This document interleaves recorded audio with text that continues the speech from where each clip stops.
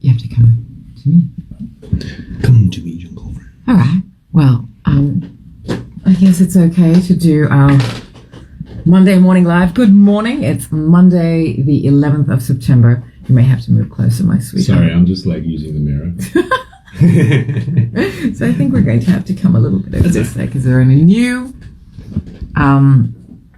new spot. So we've been awake since dawn because rugby and Fiji, and what do we have to say about that? So what was the result? 26. And look, I'm impressed by Fiji. Well, I'm kind of ashamed that I haven't been keeping track of the Fiji team. Neither have I. Because I haven't watched any Super Rugby games, and the caliber of player has improved significantly. I mean, it's like I was watching another team play. It was beautiful. Yeah, absolutely. I'll just give some backstory here. We're both rugby lovers. We talk about rugby a lot. We have a special Rugby Channel podcast. I used to be a rugby journalist. Dwayne knows how to deconstruct the match, the game, and knows to a point.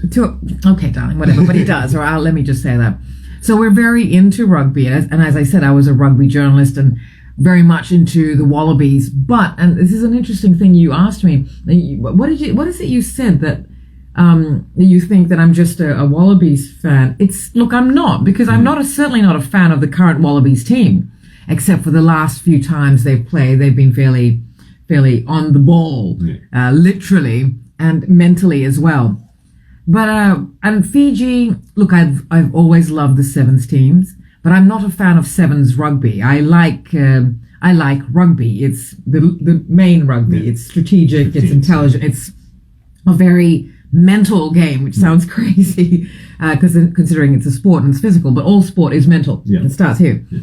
But so Fiji team has never really had the stamina to play a proper rugby match. They have the flair, they have the fabulosity, they have the speed, they zip through everything. Watching Fiji players play, always exciting, and nothing unites Fiji more than watching Fiji Sevens team play. Yeah. And it's either silent or roaring in Fiji during rugby matches times, etc. We might have to open these curtains. But I just need to show you very briefly. Look how beautiful it is, the morning. You can open the curtains, my darling. How lovely. Whoops, everyone's like, thanks, Cynthia, we're just blinded now. Now I can't really see what I'm doing now. Maybe that wasn't a good idea to open the curtains. It's so bright. I'm just going to do this. Sorry about that. We're in our office now, Studio O. We're usually in Studio K, which is the kitchen, or Studio A, which is the apartment, Studio L, library, Studio B, the balcony. So we're talking about rugby. So 32-26, that first pool game for Fiji, and that's Pool C, and they're always matched in, I'm not sure how they pick these, because they're always in the pool with Australia and Georgia. Last World Cup that I really paid attention to was in 2003 in Australia. Right. And I loved, and I went to all the Fiji matches then, and they were really good. So this is why I feel I have some, and of course you've watched rugby, and I'd say we all agree that the stamina has not been there. Yeah. And my thing with this is that I think I went off Australian rugby, the Wallabies, and I know that rugby is just a game, and it's not really, war between countries. It should be, as we've talked about. But when the ARU, the Australian Rugby Union, made the choice to hire Robbie Deans as the Wallabies coach, something changed. Then it really made you realize rugby is just a business, and they're not going for any national. They expect the crowd, they expect people, they expect their audiences to get behind them with emotion and get behind your team. This is national pride, and yet they go and get.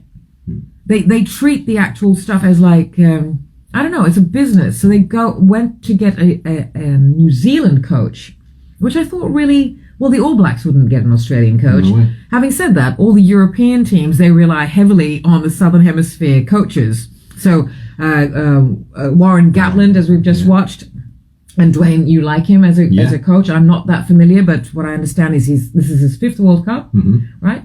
And he's from New Zealand.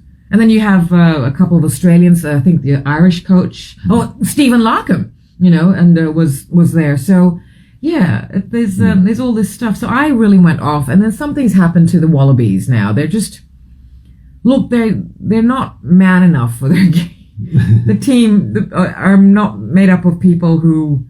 Either that or, it's a hard thing to pick because all the teams are good now.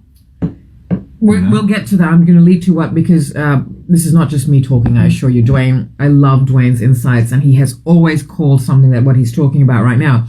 But I was just going to say what I said about my very sexist comment about the Wallabies haven't manned up to the current team. Because the Wallaroos, they womaned up. The Matildas, they womaned up, all right? They stepped into themselves as players, and I don't care if a team wins or loses, right? Of course, if they win, yes. It's not about that for me. It's about something within each individual that becomes the collective harmony and unity, that even if they're losing, they're still playing spectacularly with a cohesion. And I love that about teams. And Wallabies were always that team, particularly in the noughties. Yeah. That you knew that even if it was 78 minutes, the 78th minute, and the Wallabies were behind, you always knew, no, come on, we've got 2 minutes left. 1 minute 59, 58, we're going to have a try, we could always tell that the Wallabies would pull something out of the hat. Yeah. They were always that team. The threat was there. The threat was there. Lo and behold, the team that is that now is Fiji. Yeah, sure. Fiji's that team that will, you just never know. Yeah. Also, you got to look back. Okay, so the Wallabies in the noughties were powerhouse, right? They were one of the top teams. But before that, they were losing. It's like a pattern. You see it, and the Wallabies team is that now. It's such a young team. Even the number 10, his debut was Bledisloe or something. Right. I'm not sure if I'm correct. Yes, I think so, but I'm not a fan. Really. He hasn't played that many international, and he's the number 10.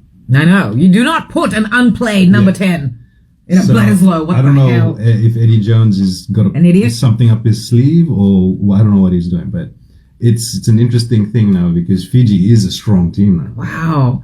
That exposure to constant game time on an international level it's done a lot, because what we used to hear before from all the other commentators and stuff was it was an excuse that Fiji kept saying, or people were saying, we don't have access to the facilities, the training regimen, blah blah. They always said that was an excuse, and that but now it's so obvious that that's what was happening. What Dwayne's saying is that Sorry, thank you. All people from Fiji and Fiji rugby, what we say is you can't put our team against the big players. It's always been the Goliath David thing. And you've said the players don't have access to international polish, nor the actual training that's required. And teams need to be trained according to... And a full season of rugby. According to full season rugby, yes. So what you're saying is that now we've got Pacific rugby on an international stage, not just as Pacific players in international teams, which is what is happening, of course, but we've got the Pacific team, and then Drua, which is the Fijian rugby team. And now these players who have all been, players in club rugby in Europe, like the captain Waise Anayadalevu, he plays for Toulon in France. No, I don't know why I said France with a France accent, but in France. And so these are now international players, really just, and as you said. Yeah, constant rugby. Yeah. Always play, and big games. So what used to happen before is they used to pull some international players into the Fiji rugby team, and the base of the team was, from Fiji. Right. No international exposure. Right. So half the team was experienced in an international level, and the other half was, no cohesion. No cohesion, but an imbalance as well. And the training was different. You could see that the international players were fitter because they had a whole season of rugby to play. Yeah. So, sorry, just bringing us closer. Yeah, absolutely. And so now the team, about 8 of them, the starting team, are international players, but the rest play for Drua, which is fantastic because Drua now has had some major international players. So these are not players straight from... So I was just about to say straight from the village, but that was just a term. Because the other thing, I really can't stand these international commentators. They're saying things like, oh yes, they're all glued to their TV sets in Fiji right now. And also, they're trying to they're all going up to the highest points on the island with their TVs. I'm like, mate, Fiji is a city too. Suva has a city. We don't have to go all climbing up with TVs, go climbing up a mountain. We do have houses. And even in the villages, they do have, electricity.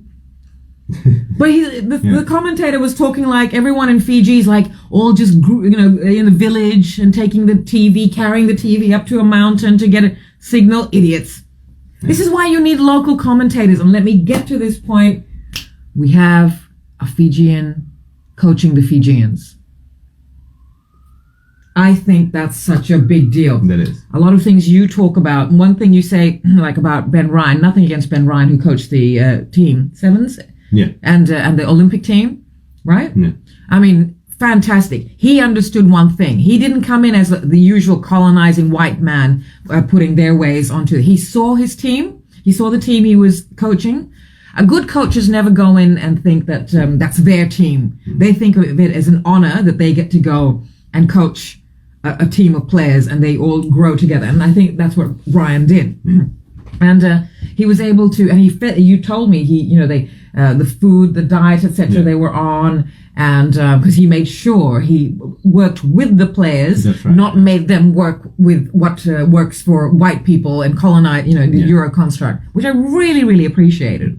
So it was only a matter of time before a Fijian stepped into that. And I don't really know a lot about Simon Rawalui as a coach. Do you? No. I do know him as sorry, I'm just doing my first as a player. He's a former lock, I think. Oh yeah, I think so. I'm not sure. We have been very much out of it. We're coming to you cold when it comes to Fiji rugby. We're not, in terms of, we know what we're talking about, but in terms of history, we'll be more versed in it because the next big match is Australia versus Fiji, and Australia should be running scared right now, because Fiji is no longer the underdog. Yeah. Fiji's always played from an underdog thing. So everyone supports Fiji on the world stage because Fiji's coming from a little island and they don't have, they don't have the international polish and all that. And they just have that flair, the Flying Fijians.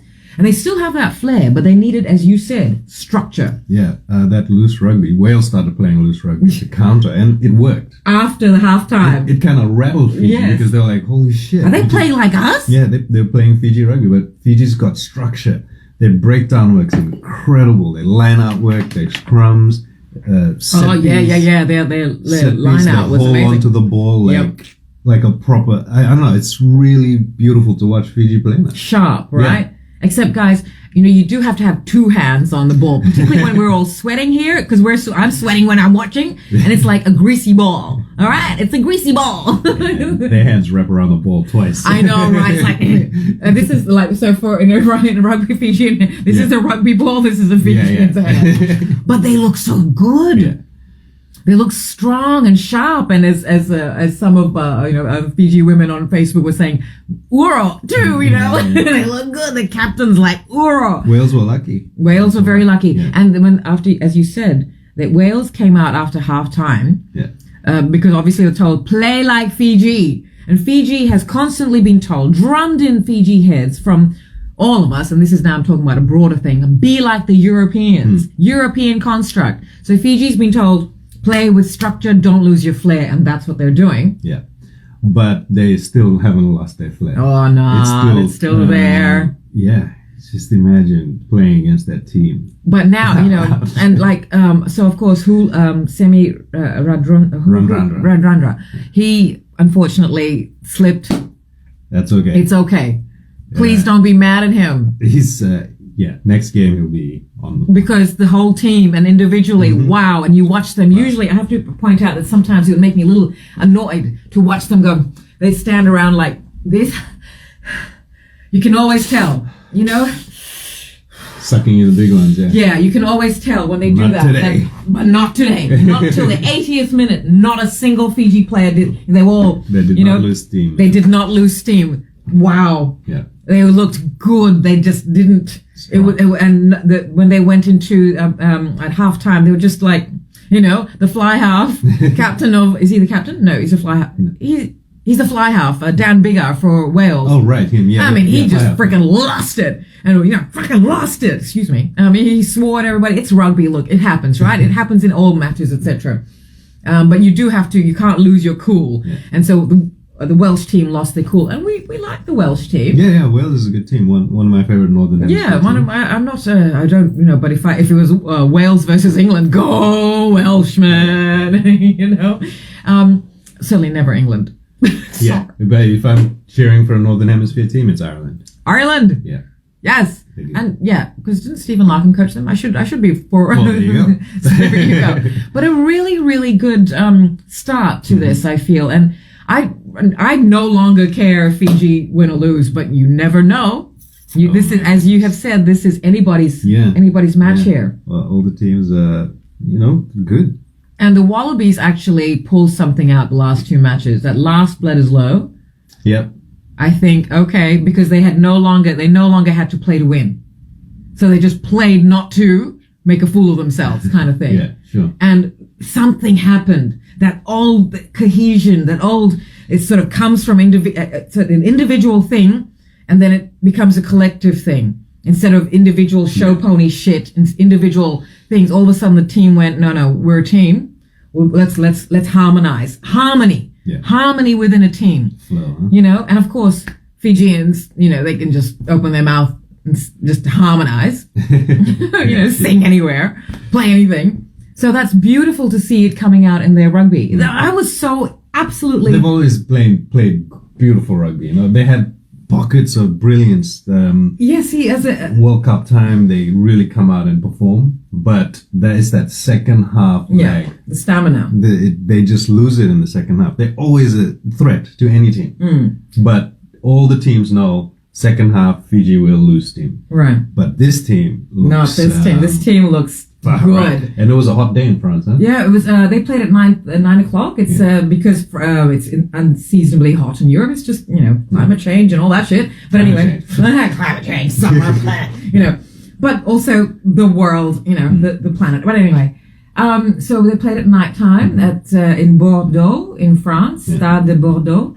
And hot, 29 degrees. Mm-hmm. So for Fiji people, but again, I hate when people say that it's about the weather, because Fiji's had to play in cold weather, and Super Rugby's played in cold weather in Australia and New Zealand. Okay, in New Zealand, it's played in ice. And that's the other thing. So they're exposed to all these different types of weather, so they're seasoned. Yeah. Oh yeah, that's right. Yeah. The Fijian players are playing in Europe, France, so they understand now. They are cold. They've had to brace themselves. They've had to play in cold weather. You don't understand when you're a person of melanin, a person from an island. Cold weather can freeze your blood. So they've got to actually, because it coagulates. So they have had to, counter that, etc. But at least they're glowing. They're glowing. I mean, it could be the oil too, but they can't. But they're glowing from inside. It's the fitness, They got that fire, man. They're eating their good food, the good food from the land kind of thing, but structured, not lazy, not drenched in lolo and stuff like that, but just the good. But even a little bit of lolo is good, to coat your muscles with lubrication stuff. A lot of indigenous Fijian, like all food of culture, but indigenous Kaiviti food is very much ancestral knowledge of land and what the food is and when to eat it. You can't eat all the food at all times. I was told by an Mbumbu, an elder, a woman, who said, we were talking about food and then she said, no, kokonda, you shouldn't eat at night and things like that. And you shouldn't eat at certain. And so I very, very much value that, and I love that that's also how you cook, etc. But anyway, going back to, I think it's really important. All this nutrition, etc., has been very important for Fiji, for everybody, of course. But Fiji now it's like serious. Yeah, I finally feel it's serious. And now it's constant high level rugby for the entire year. And the practicality of it. That's as simple as that. You can't just play 2 months, 3 months a year and then expect to play the same high level international caliber. I mean, I'm okay. So training facilities and equipment and all that shit plays a difference, but it is the consistency of high intense rugby that makes a team powerful or dangerous. Fiji has a natural flair for rugby. Yeah. Even the old teams, without all that seasonal rugby and training and stuff, they were a threat. That first half of rugby was always, but it's always that second half that's why I've never, because for me it's not, and I feel like because I have bookmarked all the all the Fiji matches, right? And Dwayne's like, see, in your heart, because I'm a diehard Wallabies fan. Was. But for me, it's about the team, not the country. Yeah. I love, and also I'm always going to be biased towards Australia, Fiji, and when it comes down to it, All Blacks. All right, if Fiji is not involved and Australia is not involved, then All Blacks. Yeah, keep it in the south, man. Yeah, keep it in the south. And because the other teams are tough, Manu, all the Samoa Tongas. Well, I'm sorry, but we're from the Pacific origins. We're Pacific origin people, so. We can't go for you. Well, funny though. I will cheer for Samoa and Tonga. Yeah, of course. If they're playing. Of course. I will, definitely, 100%. Of course. Unless they're playing Fiji or, the Wallabies. I mean, I love you guys, really, but no, sorry, Fiji! But if Papua New Guinea was playing rugby. Yeah. Damn! So if Samoa was playing the All Blacks, I'd cheer for Samoa. Of course, yes, of course. So absolutely. That kind of if Samoa or Tonga play all the big teams, but against Fiji, Let's see Samoa Tonga versus Wallabies. Ooh, see, I'm stuck there. Yeah, I go for the Wallabies. That's what I'm saying. I think they're Wallabies, a Fiji fan. But I think they're on par, not necessarily because Wallabies are not who they used to be, but the other teams. Now that they've got, as you've said, just that long playing, year-round playing and polish, the teams have, they're on par. Yeah. So all you big teams, you're on notice. I mean, Tonga beat Australia last month or something. So it's anybody's, as you've said, you've called it. It's anybody's World Cup. Yeah. You can't call this one because. I mean, I don't even want to say it because in my heart it's like, come on, Fiji, just get to the final. I don't know. I mean, France just beat the All Blacks, in the opening game. Oh. So Ireland is ranked number 1 in the world. Well, I know, it's all weird. It's all skewed. It's all over the place. It's all skewed. I mean, that was South Africa defending champions. Wow. Yeah. Wow. So this is great. Going to be an interesting World Cup. Yes, really. We're next match we're going to watch. Well, there's all the matches, but we're just going to watch Fiji and Australia, really. And it's Fiji and Australia next Monday. It's at 5 a.m. Our time, via Sydney time. So but I'm really, really impressed. And look, the individual players from Fiji have always been spectacular. Look, I remember Tamasi Dama, and I said it to you. This morning, Tamasi Dama, this was back in the 80s, 90s, late 80s, and we were sitting in Palm Court in Suva, one of the most popular cafes in Suva City, and we were sitting there, and Tamasi Dama walks in, and he meets someone who they talk, and so he's just standing there. Everybody at Palm Court has gone quiet and trying to be cool, like. It's all corporate people and all the models or whatever. It's a very cool cafe to be seen. It was. And everyone's just trying not to be like, oh my God, that's Tamasi Dama. Tamasi Dama. And so it's like, people of society and high profile and everyone's freaking out because Tamasi Dama is standing there. Just gentle, but, just, that depth that we talk about that the Kaiviti has, that stoicism or that gravitas, this the deepness. Yeah, it's just solid deepness. Reverence. It's yeah. Oh, what's the word? I don't know. Gravitas is the only thing. Sure. It's just this deep, and he had it. He's presence. Presence, and he's standing there, and all of us are like, Tamasi Dama, don't talk, don't look. We all just want to Tamasi Dama. we just want to do that. Just like drop your head. Yeah, it's like This is we're still old school. I'm old school Fiji person. When we see an elder or someone of respect who is Kaiviti,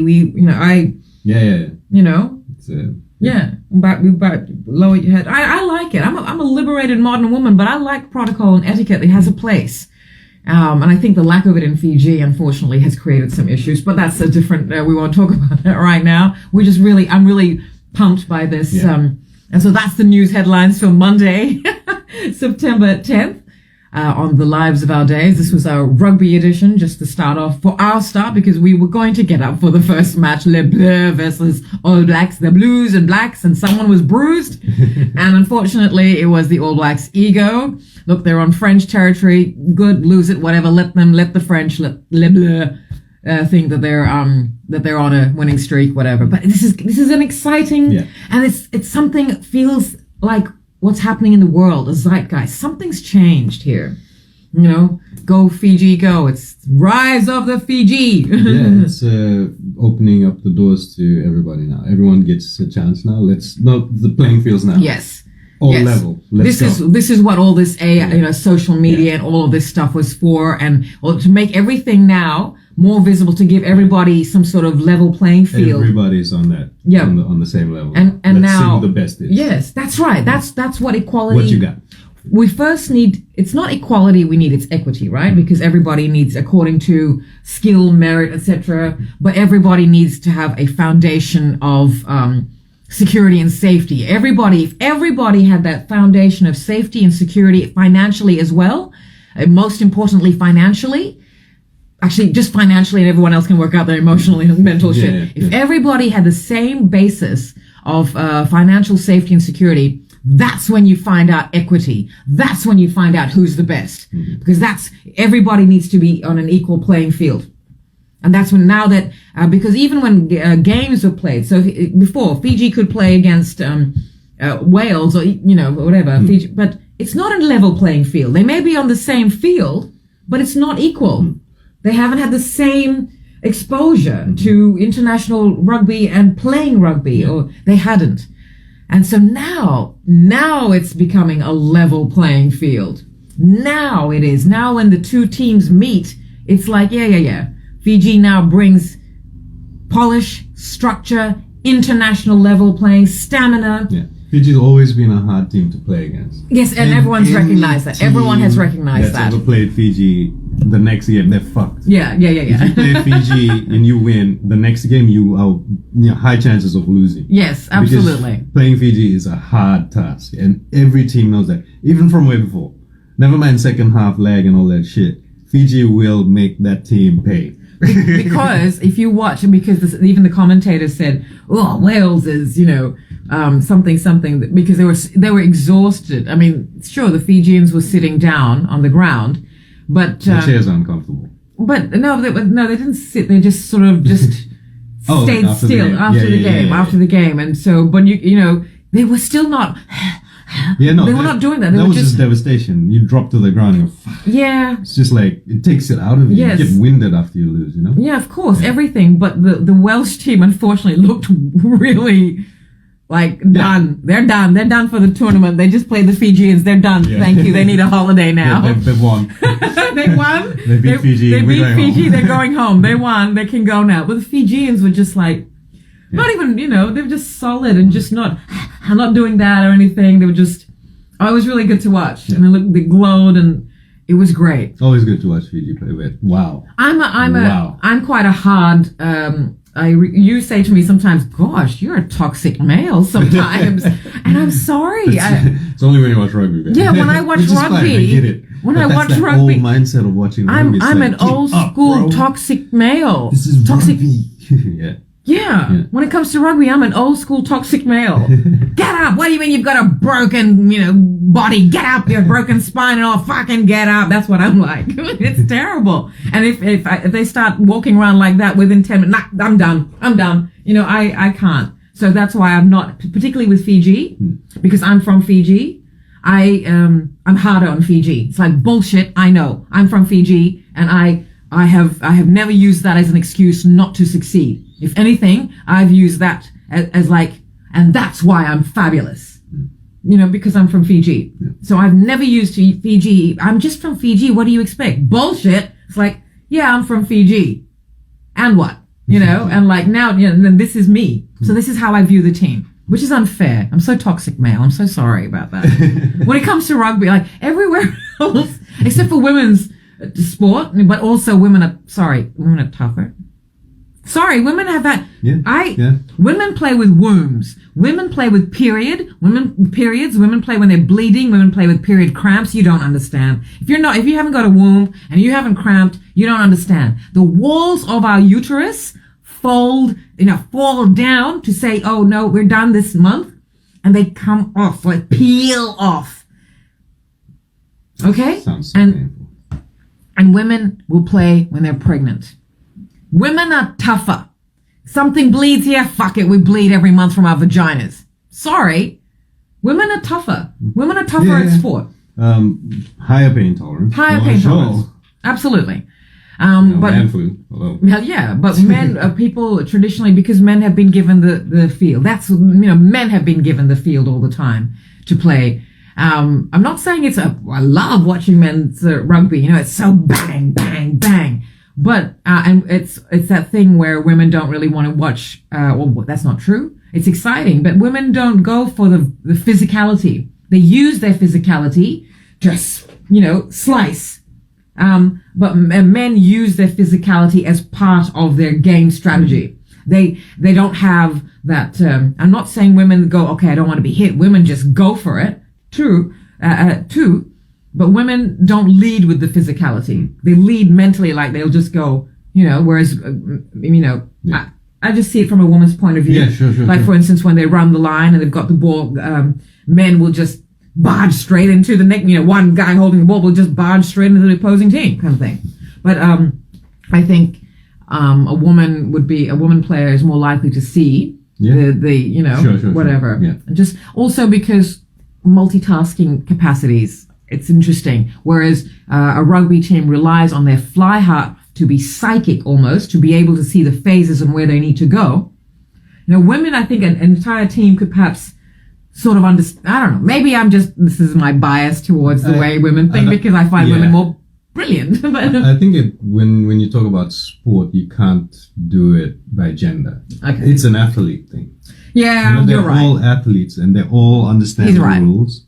And you go in there just to play the sport. So if we break it, like split it up into gender, then you're going, it's not about that. It's about the athlete. It's about the sport. I like that. Yeah. I like that very much.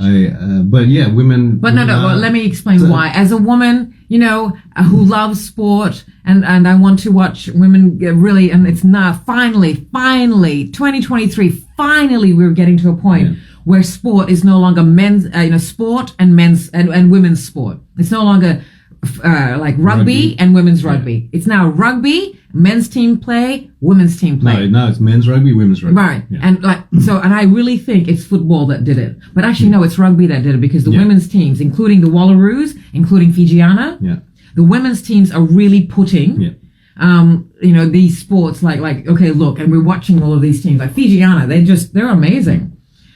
So I would love to see how what happens with them when they've had a lack of structure and they still have been able to perform. So it's great. So as a woman, I like seeing it from this point of view, because it's about time. Yeah.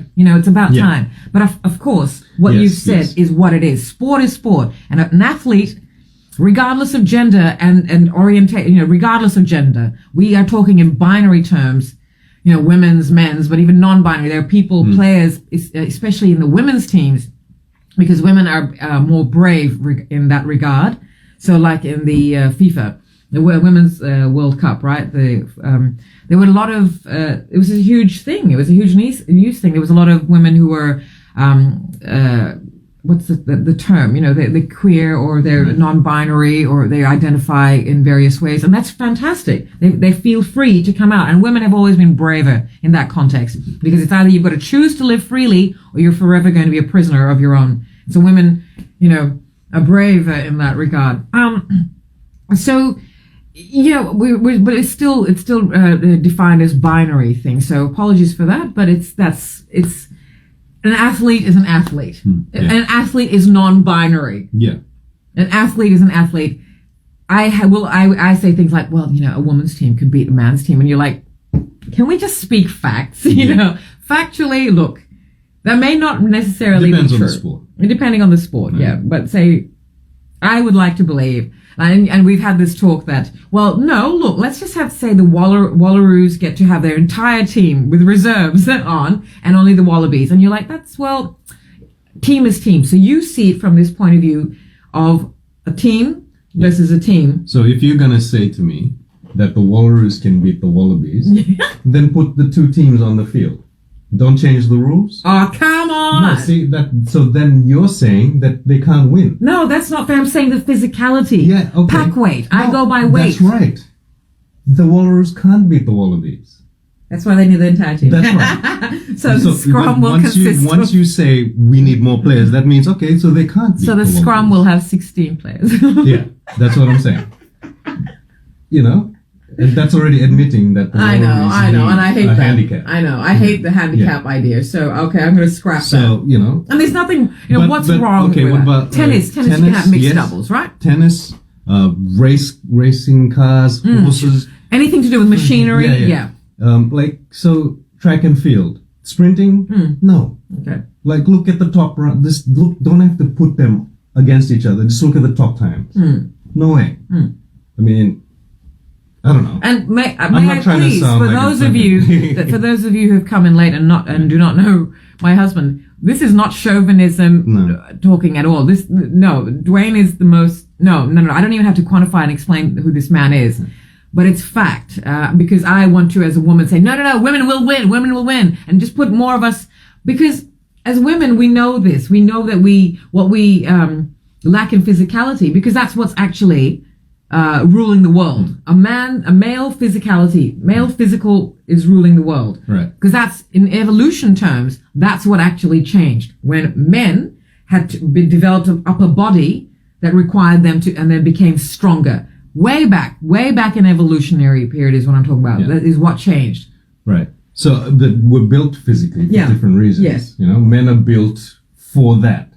Built to be, women are built to carry life and shit like if you're gonna go down to that, basically we're built different. So men are physically stronger. As we've talked about before, and I don't know on what Because live. they have to be. We talked on a live, and I've likened this to, look, women have this beautiful open area inside called womb, and as you said, in it, that womb has the capacity to carry life, regardless of whether you can or whether or not you choose to. So I think that does actually make an absolute difference, because this is why when I was doing this gymnastic acro pole, it took 2 months for the women. I was super fit then, to be able to hold yourself parallel to the pole. To be able to get the core happening. Guys can do it like that or within a week because of the core. Yeah. The core of a physical abdominal physicality of a male is different. Yeah. So in that just basic science thing. Well, I mean, okay, so you understand all of that, and then you're still gonna tell me that the Walrus can beat the Wallabies. Do you know what I mean? If you can just for a second, just think about it. I am, and I don't want to, because the Wallaroos will win. They beat the Wallabies. I know. Sure, but that's. But it's hard, because you have to then handicap the Wallabies, and that's not fair, right? Is what you're saying. Yeah. But because, why not? Why isn't it fair? Why, if you have two teams that can play on an equal level, right? Yeah. You need equity within it. In the same way, the Fiji team needed to have the international structure. Okay, so the whole point of this conversation is you're saying the Wallaroos 15s can beat the Wallabies 15s. That's it. That's the end of the conversation.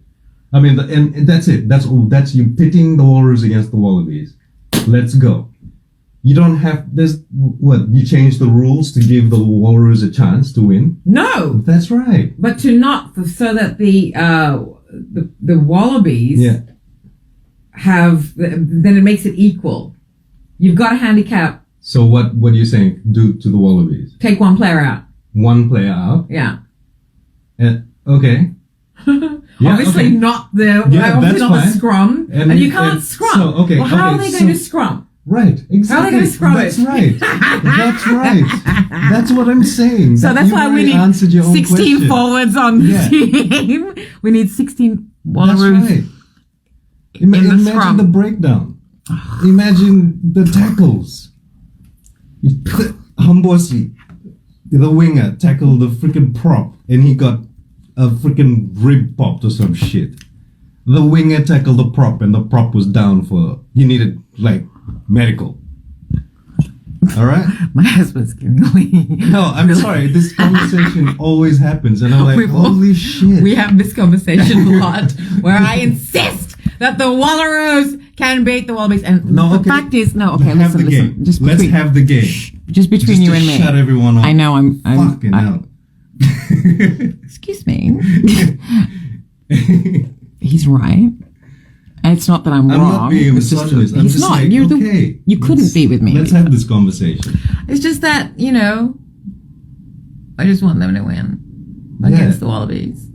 But because they're tougher. That's why it's men's rugby and women's rugby. And also, reason why I'm really pissed off right now as well, because the Wallaroos have recently, I don't know what's happened to that news cycle, but about 2 weeks ago, less than, and because I'm friends with Sarah Naingama, who is the current lock, and she's actually a superstar of Fijian ancestry. She's Kaiviti ancestry, but an Australian woman. And she is a superstar commentator with, and she's reporting for the Channel 9 news team, I believe. And she's also a style undercover cover woman. So yeah, but Sarah had put on her before it made the news cycle about the Wallaroos' letter to ARU. Like, come on, you do all these things for the Wallabies, and the Wallabies don't even win, and the Wallaroos get nothing. They get nothing, and they're winning, and they're winning, but they're doing. They constantly. They get nothing. They don't get anyway. And the news cycle just didn't pick it up, but far out, it was frustrating. And I was calling for the Wallabies need to boycott, but they wouldn't, and I knew they wouldn't. But I just wanted to be, wanted to actually get loud about it. so I want better things for the Wallaroos, like how they. Bubbles, this is a serious rugby commentator. Sorry. I know, but carry on. These are my Walrus. My bad. These are my ears, and they make me go, oh, glah, glah, glah, glah, glah, glah. And this is a serious rugby commentary. But yeah, so interestingly enough, I haven't really been that focused on rugby at all. So I haven't really even followed the women's rugby. Actually, I'm actually following a lot about Rugby India. Okay. And women's rugby. Rugby India really, really supports and pushes their women's teams. And this is going to sound funny to you, but even Fiji used to have or has had Indo-Fijian rugby teams. Of course, now that's perhaps going to be an interesting mashup. As an Indo-Fijian, can I say this? I can't see a team. Can I see Indo-Fijians playing in the rugby team? I guess.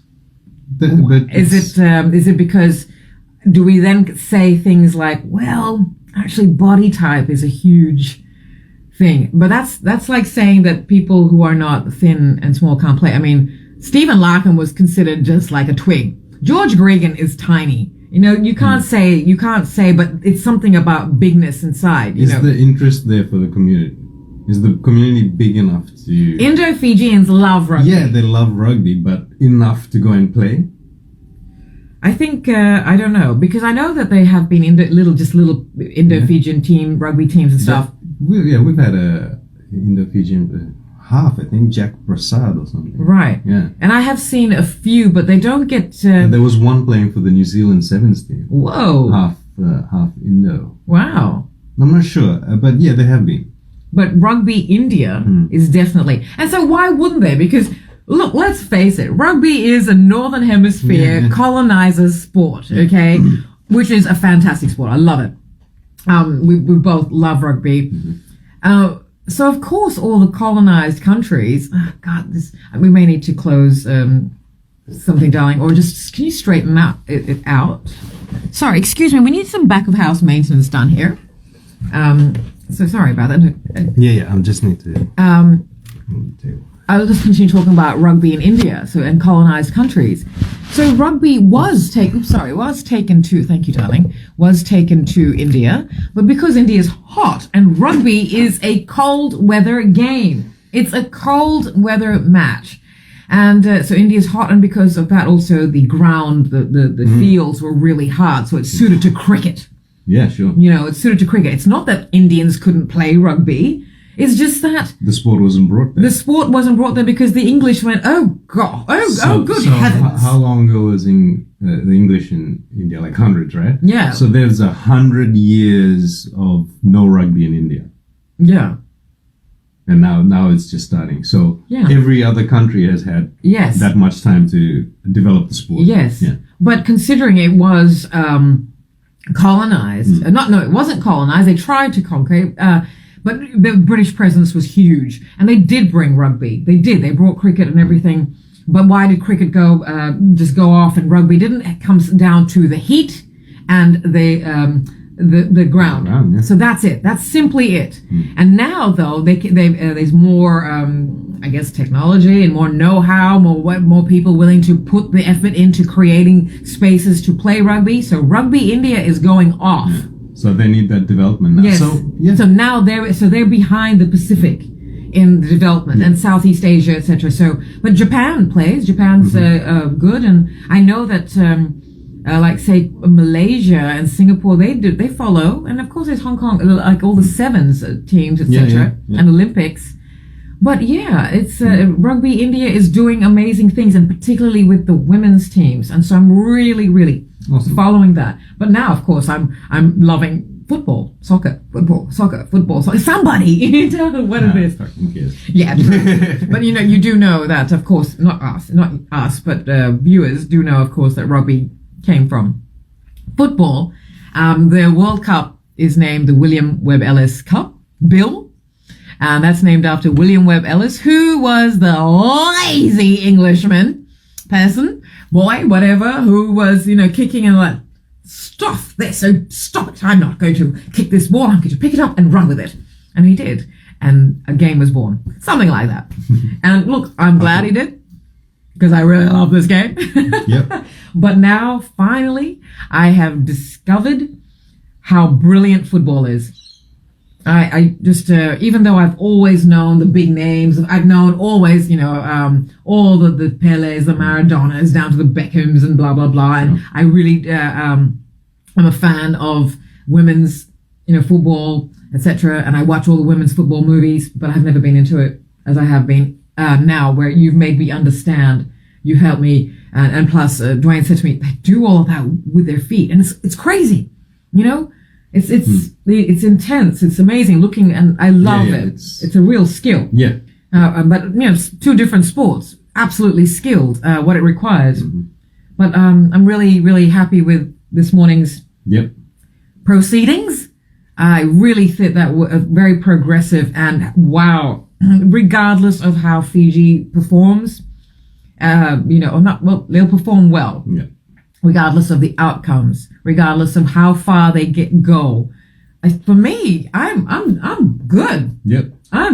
Fiji wins. Yeah. That's how I feel. I'm like, holy cow. My mind has been changed over 30 years watching rugby, watching Fiji not quite, I've been very disappointed because I am from Fiji, and I'm not disappointed in the way of like, useless, whatever, not that way. Because I'm very harsh with the Wallabies too. It's heartbreaking, right? For me, is if you get to that level, you better be at that level or get off that field. And so that's why when I no, I'm serious. Yeah. No, sorry, you're old school. Old school toxic male. I'm sorry. I'm an old school toxic male. Don't worry. I love it. Oh, I'm so sorry. That's really what I am, though. That's really what I'm like when it comes to rugby. Yeah, when it comes to rugby. No. When it comes to other things. Yeah. When it comes to like, no. I don't. I'm very toxic male in some ways when it comes to work ethic, I think. And that's like, and then even though you too have that work ethic, you've said to me, but should we really be all working like a fucking slave? Just, and I'm like, yeah. And that's when it's like, why am I like this? Because I don't believe in working always, 24/7. I believe when you have to work intensely and smart, and then live. Because as we said in yesterday's live, there is no such thing as a work-life balance. Bullshit! It's life, and work is just a part of it. A part of it. That's it. So when you do work, you better work, is my feelings on it. And I don't care back then if Fiji was not. They would always come out and rely on the Serevis and the whatever to have the flair. They'd always come out with just flair, and then I'd be like, nah, I'm done. Even with the Wallabies, it doesn't matter to me. If they come out with flair, you can tell in the first 10 minutes, and I'm done. I'm done with this. Like, fuck, I'm fucked with this game. I don't care. So I've been very harsh on Fiji playing rugby, because if you come out, you don't have to come out with flair. You can lose. Before they didn't have the same level of play. Sorry, you want to say something? No, yeah, there's nothing to do with rugby. Oh, okay. Same level, but it's something in here that they know that, like, okay, well, we're playing with giants, but we're going to play like giants, ourselves, kind of thing. But they relied too much on this Flying Fijians thing on the too much, and I don't like that. I don't like charm. I don't like people relying on charm. I came to watch rugby. I don't want charm. So that was my thing. So for the first time ever, I have seen no reliance on charm. No reliance on the Flying Fijians. Sure, the captain's first try was pretty, full of, and then of course, but why not? The Welsh team were like going, everybody was, so that's different. That's when you're celebrating not individual, but for the team, right? And when they're on the field, I mean, it's easy to sit here and just be an armchair critic, but pure adrenaline coursing through for, that long, and it's not just that 18 minutes. They've built up this adrenaline, and they've needed to master it and structure it and make sure it doesn't just come out in a Flying Fijian flair, flounce over the try line once and done, like Sterling Mortlock used to do. Well, hey, God, Mortlock, stop it, you idiot. Mortlock, inside center, utility, for the Wallabies. Yeah, God, he irritated me. It's like, stop it, you idiot. Anyway, and I'm not a fan of wingers. Yeah. I'm not a wingers fan. So that's my old school toxic male rugby side, where it's like, go away with your charm. I just do not handle it. And when people say, oh, Fiji, they're so fun and charming. No, they're also kind of lethal. Yeah. So I don't want that fun and charming. Oh, look, it's all just fun and games. They just come to play and, oh, look, they're fun and pointing to the sky and all that. No, they're actually they're structured, they're strategic. And now finally, and I really, really love that they're coached by a Fijian coach. Yeah. I love it. I think that matters. Yeah, sure. Yeah, of course. I'm not a big, I don't care where the coach is from. Yeah, I know. So it's. Can I say that's because you're a sports person? Yeah. You like sports, and also that's a man's mentality. The coach is there to do a job. It's got nothing to do with. Sure. But yeah, I know where you're coming from though. Because I'm talking about at Super Rugby level, at club level, yeah, anybody can play for anyone and anybody can coach anything. That's fine. But at national level, I really feel that cohesion has to happen from behind the scenes. Mm-hmm. The unions, the organizing bodies, to the coach, to the front, everything. I really feel at national level, it's got to be from within country, because otherwise, who are you playing for? It's got to be within the coach has got to be someone who understands Yeah. I mean, how wonderful it is to be with someone from. I'm not saying that people, because I was in long-term relationships with people from other countries and other races, but it's wonderful to be in a relationship with someone from your origins. And I don't know, the jargon, the way, the life, the food, I don't know, just, it's lovely. So for me, now seeing that the Fiji team has got a coach that if they want to just, break the tension and put some slang in there or some, speak in Kaiviti, then great. I think that's great. Yeah. To have some, I love that. Look, I love it. I love it. Yeah. It matters to me that the team is coached by. Sure, yeah. I mean, that's never been a factor for me, but yeah, of course. But because you're a man. But I get it, and I think that does make a difference if the coach is from, but it shouldn't, because it's a sport. Yeah. But this is where we have differing things, because you see it as, look, it's a sport. Yeah, that's right. Sport is supposed to be sort of a uniting thing. It's supposed to be. It doesn't matter. It doesn't have to be so nationalistic. But if it's sport that is supposed to be representative of the country, then I feel it needs to be. Sure. Absolutely. And look, I wouldn't even mind if it's a Eurostream Fijian person. Like if it's a Fiji person who is part Fijian, part European, But I've always felt like let's keep it within the country so that this national look, we treat sport as war anyway. Yeah, you have pointed this out. Yeah, and you wouldn't have freaking English general in the French army, because that's already a freaking double agent. Yeah, already he's English. But Steve, I'm sorry, but Robbie Deans as coach of the Wallabies to me was like, what? No, and I know men in general just went, except for actual people who had played rugby for Australian teams, not Australia so much as like at club level, etc. When rugby in Australia was very passionately. So I'm that toxic. I'm from that toxic male era. Sorry, this is why I am such a fantastic woman, because a teeny tiny part of me is a toxic male, and not just any toxic male. I am like an old school white toxic male when it comes to rugby. 70s toxic male. When it comes to rugby. Sorry. It's bad, huh? Well, you heard it here. Yeah. Anyway. So, it was 32-26, and that 26 was in the... sorry, I've gone back to the match, but we're talking about the coaches, so let me finish that. So that's how... Yeah, so I wanted to say something else. So they were down by... Oh, no. What was the score? Oh, awful. Yeah, so it was 32-something, and they scored 2 tries in there. But when that happened before, you'd be like, that's it. Yeah. They lost. Yeah. But they came back. Yeah. They almost won that game. They would have. Close. Unfortunately, it was getting towards the end. It's hot, they're tired, whatever. It is a long day. If you do play rugby at night, have they woken up at the right time? Did they wake up at midday because they're going to play this adrenaline-fueled game at night? Or did they wake up at 5 o'clock? Either way, it doesn't matter, but you have to understand they are human beings, so things do have to be factored in here. Again, a lot of the players are Europe-based, so they understand. But what you're essentially saying is Fiji has become that team. Yeah. You don't know. It's not over until that whistle blows. Fiji could be way back, but you don't know it. Yeah. The Wallabies used to be that team. Yeah, the All Blacks are that team. I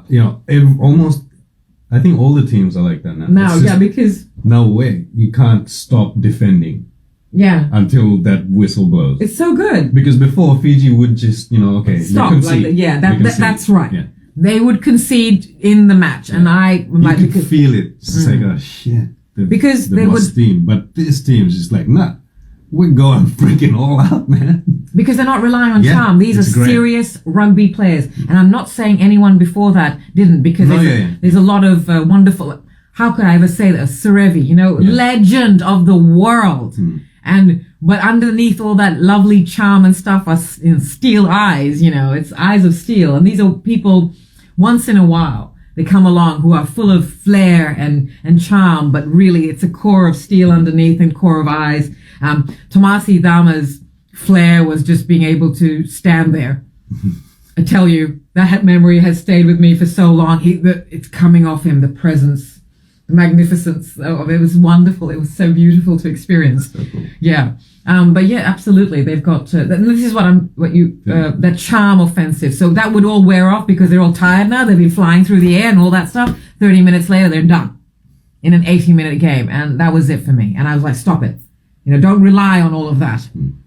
And now, finally... And they've always been dangerous. But always been dangerous. Always. Now it's like, holy shit. But danger and all of that, it's not enough for me that they always have looked dangerous, that they have flair, that you can always... It's not enough. Long play, stamina, longevity. What do you have inside? That 79th minute, what can you pull out? That's what I've always meant. And that's not toxic male shit. That's my shit born in Fiji. That's my shit born in Fiji, And so that's like, tell me what you can do in that 79th minute. But I can tell how they're going to be at 80 minutes at about halfway into 30 minutes. I can tell. Because then when they're still raring to go at, 30 minutes, still half time, they still like, oh gosh, this team could still fly around for, because when they went into the locker rooms or whatever, yes, easy, but like still energy, bouncing with energy, not like when I got to go have a break. No, they were still, the Welsh fly half is swearing and blah, blah, blah, blah, because he's emotionally passionate into it. We get it. I get it. I swore at him, of course, but I get why he's like that. He's a good, good player and got man of the match, and Dwayne agreed. Yeah. I was like, whatever. Solid, yeah. Yeah, so... no Larkham. There's no Larkham. But then again, there's no one like Larkham. And maybe I shouldn't say I was a rugby journalist. I was a Larkham journalist with occasional mentions of rugby. But okay, that's it from us this morning. No new news headlines because this was the most important one happening. Unfortunately, there's also some terrible things happening in the world. And in terms of climate change, the weather right now, Morocco's just had some terrible earthquakes. Japan, I think, is flooded. The world, nature is rearing her head. And that's a different conversation. But also things are moving. Things have changed. And, the little people are no longer being kept in the little places. Big people have been kept in little places. And that's why they haven't been able to flourish. But like the Fijians are showing now, they're coming out they're on the world stage now with equity. Yeah. That beautiful flair, that beautiful energy needed structure. Oof. And watch out. That natural rugby ability is just, I don't know. If they don't win this World Cup, which is it's anyone's match, next World Cup, woo. Yep. Keep going, boy. Woo. Yeah. Oh my God, I just got goosebumps. Wow. Holy cow. Yep. Oh my gosh. Let's go. Let's go. Let's go. Let's go Fiji. Let's go Fiji. Oh my God, this is so great. All right, we're really excited. Thank you for being here. Thank you for watching this morning. It's great. Yeah. It's a great start to the Rugby World Cup. Of course, there's other things happening in the world, and I'm certain that and you go and read the news and watch the news yourself. So we'll be back with other things. Mm-hmm. We've got a great week for you on Lives of Our Days. We've got some amazing things happening culturally. All throughout the week. We're doing a live at the Australian Museum on Wednesday night for an incredible event. Papua New Guinea, live at the Australian Museum. Contemporary Papua New Guinea, to coincide with the current exhibition that's being held at the Australian Museum. It's called Bilas, and it's about the Papua New Guinean body adornment. And by that, it's not necessarily just jewelry and markings and paint. It's also the bilums they carry. It's also what they wear and how they express themselves. So that's already an exhibition. Swag. So swag, all right. But what the night holds is very different to how people envision Papua New Guinea. It's showing the contemporary side, which we know because we're both such fans of anything to do with Papua New Guinea, and from the Pacific origin, of course, we're with solidarity, and also the fact that we're from Melanesian Pacific. We're not Melanesian. Well, you are quarter Melanesian. I'm not. But our area is the Melanesian area, and Melanesia gets discounted a lot when it comes to talking about the Pacific on the global stage. For instance, Moana, everyone thinks Pacific. No, that was Polynesian. Beautiful. Love the Polynesian, ways and who they are. But Melanesian ways get discounted, and Fiji gets too lost under the news of it's either rugby or it's political. And or hospitality Tourism. And tourism, and shown as just the kaiviti, as just hospitality workers, which I absolutely loathe and hate. And it should be showing the people of Fiji, including the kaiviti, as the sophisticated people of the world that they are, without compromising culture. Why do we all have to speak with a colonizer accent, with colonizer construct, intelligence, and education to prove the intelligence and I'm not going to say worth, because fuck that. I mean, none of us have to prove our worth according to constructs. Anyway, this wasn't about rugby, but I'm saying this is what's happening in the world, and there's a huge spotlight on Papua New Guinea happening this week in Sydney, of course, to coincide with September 16th, which is Papua New Guinea Independence Day. So we've got some really incredible things happening. Also, it is September 16th is Batman Day. So what was it? Yeah, that's why I was going like that, and then I put my hands down. But we've got some really, really a good week of programming coming for you. Dun-dun-dun. Oopsies. You can't see it, can you? There you can. Bat signal. Anyway, Even go on. we haven't gone batty, I assure you. No, it'll go on at night, darling. It's the sunshine.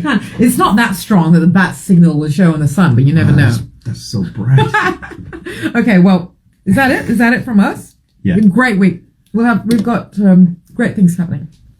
We'll see you when we see you, because as you know, if you're a fan of the Lives of Our Days, or you're just like, why am I watching this show? Lives of Our Days, unscripted, unscheduled, unadulterated, and out of here for today. Well, for now. See you. Bye-bye. Thank you very much for being here. Have a lovely day wherever you are, regardless of what you're doing. Be present and how you're feeling in the moment. If it's shit, try not to let that ruin your day. If it's not, stay there. You can go through all the shit things with this feeling of peace and solidarity, or whatever it is you're feeling right now. I always try to end with something noble and wise, but I end up going, look, I don't know what I'm saying. So, okay, bye. See you later.